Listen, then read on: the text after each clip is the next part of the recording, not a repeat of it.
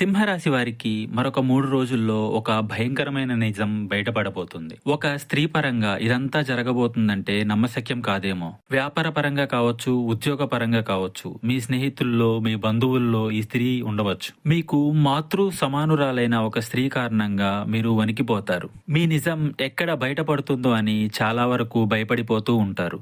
ఆ స్త్రీ చెప్పే మాటలు అంత కఠినంగా ఉంటాయి. మీ పట్ల వారి ప్రవర్తన కూడా అలాగే ఉంటుంది. కానీ వారు మీ మేలును కోరుకునే వ్యక్తులు.